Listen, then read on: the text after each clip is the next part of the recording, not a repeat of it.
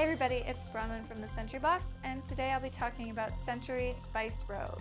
This is a cube pushing game at its finest. How it works is you will have a caravan that has 10 spaces on it, so that's the maximum number of cubes that you can have. There are 4 different spices: yellow, red, green, and brown. On your turn, there's a variety of different things you can do. You can either play a card that's already in your hand and carry out the action that's on it. You can pick up another action card so that you'll have it forever and in your rotation. If you don't want the first one, you can pay 1 cube per card in deep it is and take the latter one, and then whoever takes that first one is going to get the cubes that were paid onto it. The other thing you can do is buy the victory point cards. If you buy the leftmost, you will get a gold coin worth 3 additional points. If you get the one beside it, it's got a silver one that will give you 1 extra point, and any of the other ones are just regular. So once the gold one's been bought, it will slide down. So sometimes it's smart to wait until someone's bought the gold one so that you can also get a gold one for the card that you were working for. The last action that you can do is rest and pick up all the discarded cards in front of you so you can play them again.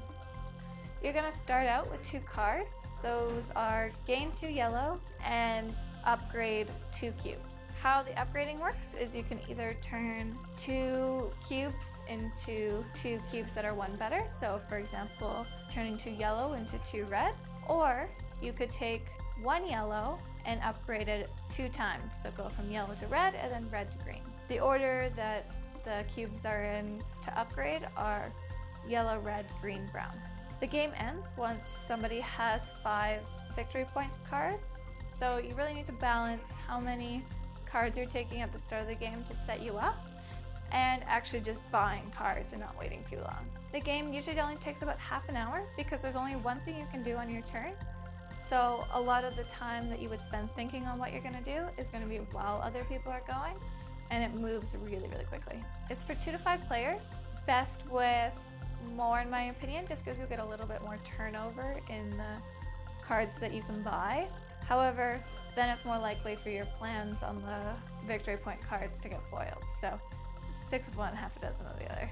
It's for ages 8 and up. There's literally no reading.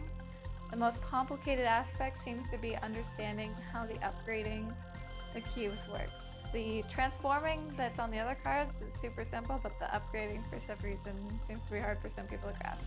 The replay value in the game is really high because you can't monopolize on your turn. You are constantly in a state of potentially being messed up or being 1 turn behind somebody. And the cards that come up are going to be in a totally different order. I've played the game 3 times and I'm still discovering new cards that exist in the deck. And whatever point cards come up are really going to change what you're going for in terms of the trading cards. So that's Sentry Spice Road. Let us know what you think of the game and what game you want to see us do next.